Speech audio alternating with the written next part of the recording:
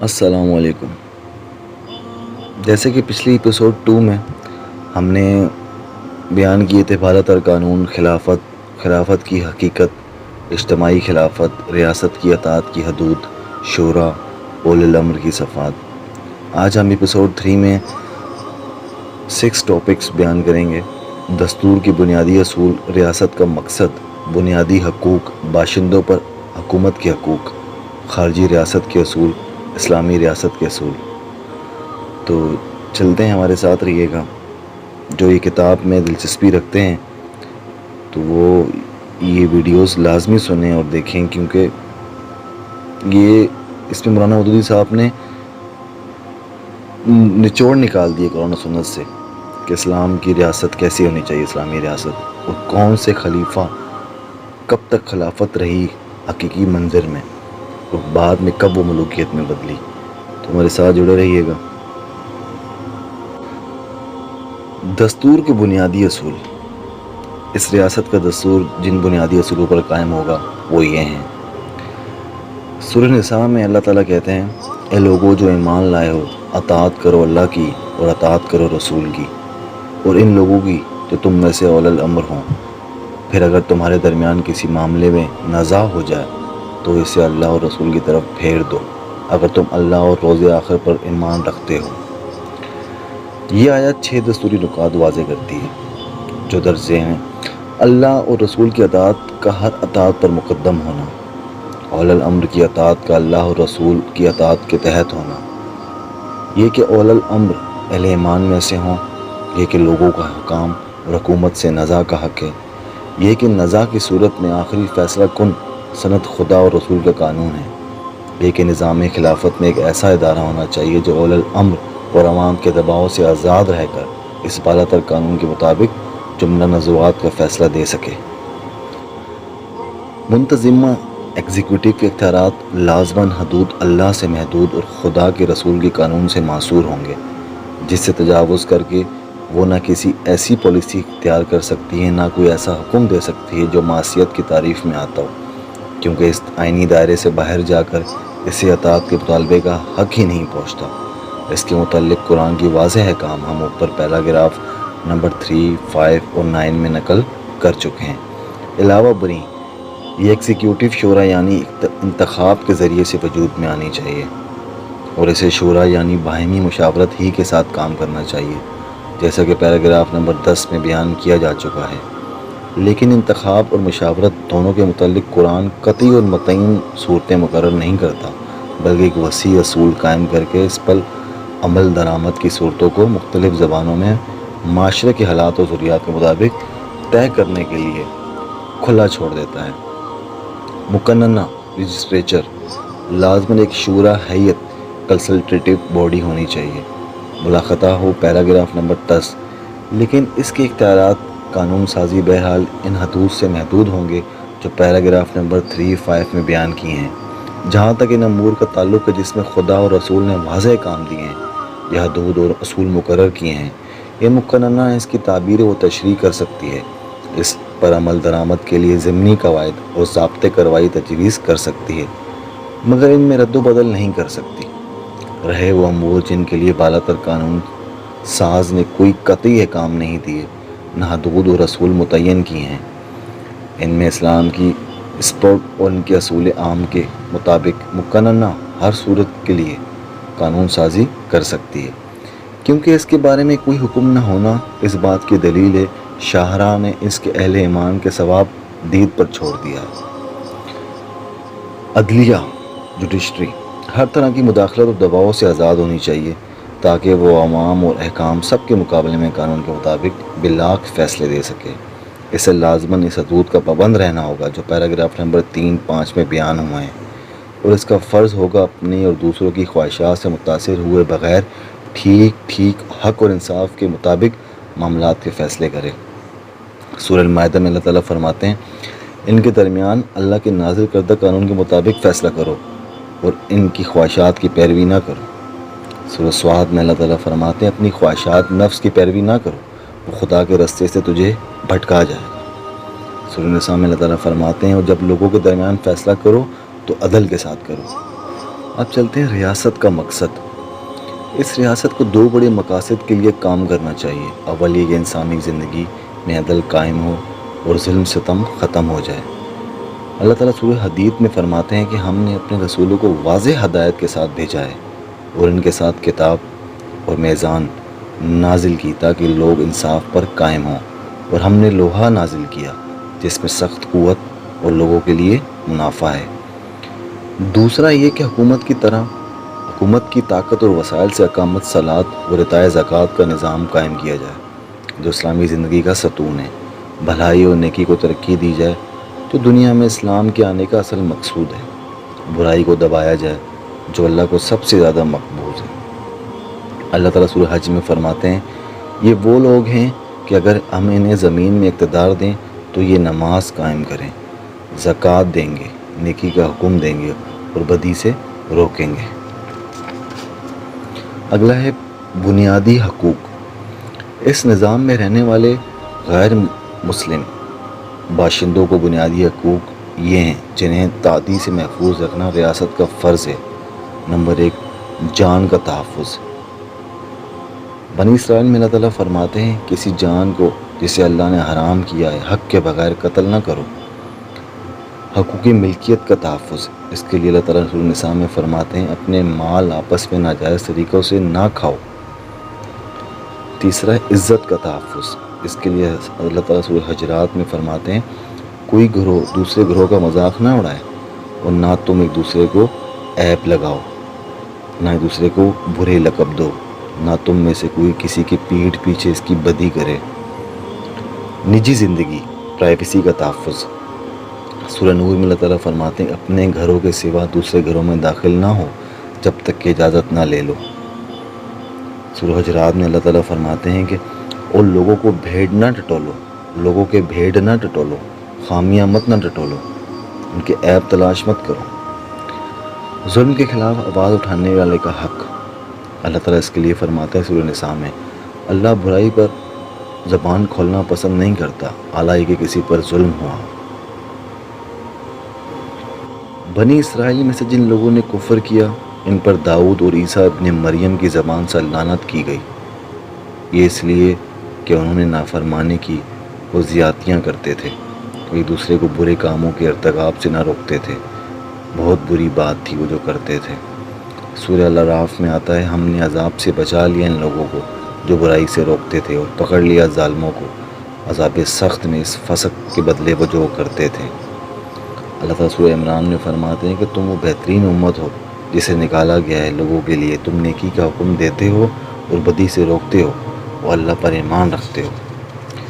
آزادی اجتماع، freedom of association کا حق بشرط وہ نیکی اور بھلائی کے لیے استعمال ہو اور معاشرے میں تفرقے اور بنیادی اختلافات برپا کرنے کا ذریعہ نہ بنایا جائے۔ اس کے لیے اللہ تعالیٰ سورہ عمران میں فرماتے ہیں اور ہونا چاہیے تم میں سے ایک ایسا گروہ جو دعوت دے بھلائی کی طرف اور حکم دے نیکی کا، برے کاموں سے روکے، ایسے ہی لوگ فلاح پانے والے ہیں۔ اور نہ ہو جاؤ ان لوگوں کی طرح جو متفرق ہوئے، جنہوں نے اختلاف کیا جبکہ ان کے پاس واضح ہدایت آ چکی تھی، ایسے لوگوں کے لیے بڑا عذاب ہے۔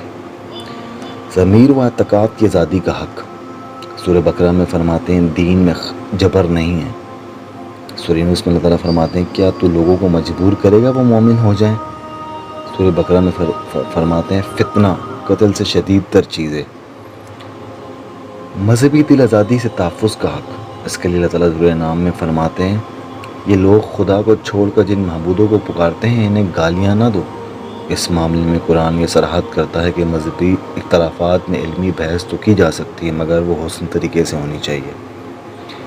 اللہ تعالیٰ فرماتے ہیں اہل کتاب کے ساتھ بحث نہ کرو مگر حسن طریقے سے کرو، اگر بحث کرنی ہے تو طریقہ آپ کا اچھا ہونا چاہیے۔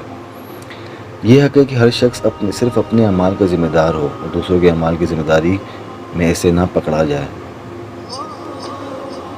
ہر نفس جو برائی کماتا ہے اس کا وبال اسی پر ہے، جو کوئی بوجھ اٹھانے والا کسی دوسرے کا بوجھ اٹھا نہیں سکتا۔ یہ حق کہ کسی شخص کے خلاف کوئی کارروائی ثبوت کے بغیر اور انصاف کے معروف تقاضے پورے کیے بغیر نہ کی جائے۔ سورہ حجرات میں فرماتے ہیں اللہ تعالیٰ اگر کوئی فاسق تمہارے پاس کوئی خبر لے کر آئے اس کی تحقیق کر لو، ایسا نہ ہو کہ تم کسی گروہ کے بے جان بوجھ کر نقصان پہنچا دو اور اسے اپنے کیے پر پچھتاؤ۔ بنی اسرائیل میں اللہ تعالیٰ فرماتے ہیں کسی ایسی بات کے پیچھے نہ لگ جاؤ جس کا تمہیں علم نہ ہو۔ سورہ نساء میں اللہ تعالیٰ فرماتے ہیں جب لوگوں کے معاملات میں فیصلہ کرو تو عدل کے ساتھ کرو۔ یہ حق کی حاجت مند اور محروم افراد کو ان کی ناگزیر ضروریات زندگی فراہم کی جائیں۔ الزاریات میں فرماتے ہیں ان کے مالوں میں حق ہے مدد مانگنے والوں کا اور محروم کا۔ یہ حق کی ریاست اپنی رعایا میں تفریق و امتیاز نہ کرے بلکہ سب کے ساتھ یکساں برتاؤ کرے۔ سورہ قصص میں فرماتے ہیں اللہ تعالیٰ فرعون نے زمین میں سر اٹھایا اور اس کے باشندوں کو گروہوں میں تقسیم کیا، جس میں سے ایک گروہ کو وہ کمزور بنا رکھتا تھا، یقیناً وہ مفسد لوگوں میں سے تھا۔ اگلے آتے ہیں باشندوں پر حکومت کے حقوق۔ اس نظام میں باشندوں پر حکومت کے کیا حقوق ہیں؟ اور یہ حقوق ہیں جو بیان کیے ہیں، یہ کہ وہ اس کی اطاعت کریں۔ سورہ نساء میں اللہ تعالیٰ کہتے ہیں اطاعت کرو اللہ کی اور اس کے رسول کی اور ان لوگوں کی جو تم پر مسلط کیے گئے ہیں۔ یہ کہ وہ قانون کے پابند ہوں اور نظم خلل نہ ڈالیں۔ سورہ راف میں فرماتے ہیں کہ زمین میں فساد نہ کرو اس کی اصلاح ہو جانے کے بعد۔ سورہ مائدہ میں فرماتے ہیں جو لوگ اللہ اور اس کے رسول سے جنگ کرتے ہیں وہ زمین میں فساد پھیلاتے ہیں، ان کی سزا یہ ہے کہ قتل کیے جائیں گے یا صلیب دیے جائیں گے۔ یہ کہ وہ ان کے تمام بھلے کاموں میں تعاون کریں، ان کے تمام بھلے کاموں میں تعاون کریں، نیکی اور پرہیزگاری میں تعاون کرو۔ یہ کہ وہ دفاع کے کام میں جان اور مال سے ان کی پوری مدد کریں۔ اللہ تعالیٰ سورہ توبہ میں فرماتے ہیں کہ تمہیں کیا ہو گیا ہے؟ جب تم کو خدا کی راہ میں نکلنے کے لیے کہا جاتا ہے تو تم زمین پر جم کر بیٹھ جاتے ہو؟ اگر تم نہ نکلو گے تو اللہ تمہیں دردناک سزا دے گا، تمہاری جگہ کوئی اور دوسری قوم لے آئے گا اور تم اس کا کچھ نہ بگاڑ سکو گے۔ نکلو خواہ تم ہلکے ہو یا بھاری، اور جہاد کرو اللہ کی راہ میں اپنی جان اور مال سے، یہ تمہارے لیے بہتر ہے اگر تم جانو۔ اگلا ٹاپک ہے خارجی سیاست کے اصول۔ اسلام ریاست کی خارجی پالیسی کے متعلق جو اہم ہدایات قرآن میں دی گئی ہیں وہ یہ ہیں۔ نمبر 1، عہد و پیمان کا احترام۔ اگر معاہدہ ختم کرنا ناگزیر ہو تو اس سے دوسرے فریق کو خبردار کر دینا چاہیے۔ اللہ تعالیٰ بنی اسرائیل میں فرماتے ہیں کہ عہد وفا کرو، یقیناً عہد کے متعلق باس پرس ہوگی۔ اللہ تعالیٰ سورہ نحل میں فرماتے ہیں اللہ کے عہد کو پورا کرو جب تم ایک معاہدہ کرو، قسمیں پختہ کر لینے کے بعد ان کو نہ توڑو اور نہ ہو جاؤ اس عورت کی طرح جس نے اپنی ہی محنت سے کاٹا ہوا سود ٹکڑے ٹکڑے کر ڈالا۔ تمہیں اپنی قسموں کو اپنے درمیان مکروہ فریب کا ذریعہ بنانا چھوڑ دو، ایک قوم سے زیادہ فائدہ حاصل کرو۔ اللہ اس چیز کے ذریعے سے تم کو آزمائش میں ڈالتا ہے اور ضرور وہ قیامت کے روز تمہارے اختلافات کی حقیقت کھول دے گا۔ سورہ توبہ میں اللہ تعالیٰ فرماتے ہیں جب تک دوسرے فریق کے لوگ تمہارے ساتھ عہد پر قائم رہیں تم بھی قائم رہو، یقیناً اللہ پرہیزگاروں کو پسند کرتا ہے۔ سورہ توبہ میں اللہ تعالیٰ فرماتے ہیں مشرکین میں سے جن لوگوں کے ساتھ تم نے معاہدہ کیا پھر انہوں نے تمہارے ساتھ وفا کرنے میں کوئی کمی نہ کی اور نہ تمہارے خلاف کسی کی مدد کی تو ان کے عہد کو معاہدے کی مدت تک پورا کرو۔ سورہ انفال میں اللہ تعالیٰ فرماتے ہیں اگر دشمن کے علاقے میں رہنے والے مسلمان تم سے مدد مانگیں تو مدد کرنا تمہارا فرض ہے، مگر یہ مدد کسی ایسی قوم کے خلاف نہیں دی جا سکتی جس سے تمہارا معاہدہ ہوا ہو۔ اللہ تعالیٰ سورہ انفال میں فرماتے ہیں اور اگر تمہیں کسی قوم سے خیانت کا اندیشہ ہو جائے تو ان کی طرف پھینک دو ان کا عہد، یقیناً اللہ خائنوں کو پسند کرتا ہے۔ معاملات میں دیانت داری، راست بازی۔ اللہ تعالیٰ سورہ نحل میں فرماتے ہیں اور اپنی قسموں کو اپنے درمیان مکروہ فریب کا ذریعہ نہ بناؤ، بین الاقوامی عدل۔ سورہ معاہدہ میں اللہ تعالیٰ فرماتے ہیں اور اگر کسی گروہ کی دشمنی تم کو اتنا مشتغل نہ کر دے کہ تم انصاف نہ کرو، انصاف کرو، یہی خدا ترسی سے سب سے زیادہ مناسبت رکھتا ہے۔ جنگ میں غیر جانبدار ممالک کے حدود کا احترام۔ سورہ نساء میں اللہ تعالیٰ فرماتا ہے کہ اگر وہ یعنی دشمنوں سے ملے ہوئے منافق مسلمان نہ مانے تو ان کو پکڑو، قتل کرو جہاں پاؤ، سوائے ان لوگوں کے جو کسی ایسی قوم سے جا ملیں جن کے ساتھ تمہارا معاہدہ ہو۔ صلح پسندی کے بارے میں اللہ تعالیٰ سورہ انفال میں فرماتے ہیں کہ اگر وہ صلح کی طرف مائل ہوں تم بھی مائل ہو جاؤ. فساد فی الارض، اور زمین میں اپنی بڑائی قائم کرنے کی کوششوں سے اجتناب. اس کے بارے میں اللہ تعالیٰ سورہ قصص میں فرماتے ہیں کہ وہ آخرت کا گھر تو ہم ان لوگوں کے لیے مخصوص کریں گے جو زمین میں اپنی برتری نہیں چاہتے ورنہ فساد کرنا چاہتے ہیں. نیک انجام پرہیزگار لوگوں کے لیے ہے. غیر معاون طاقتوں سے دوستانہ برتاؤ. اس کے بارے میں اللہ تعالیٰ فرماتے ہیں اللہ تم کو اس بات سے نہیں روکتا کہ جن لوگوں نے تم سے دین کے معاملے میں جنگ نہیں کی تمہیں تمہارے گھروں سے نہیں نکالا، ان کے ساتھ تم نیک سلوک اور انصاف کرو، یقیناً اللہ انصاف کرنے والوں کو پسند کرتا ہے. نیک معاملہ کرنے والوں سے نیک برتاؤ. اس کے بارے میں اللہ تعالیٰ فرماتے ہیں کیا احسان کا بدلہ احسان کے سوا کچھ اور ہو سکتا ہے؟ زیادتی کرنے والوں کے ساتھ اتنی ہی زیادتی جتنی انہوں نے کی ہو.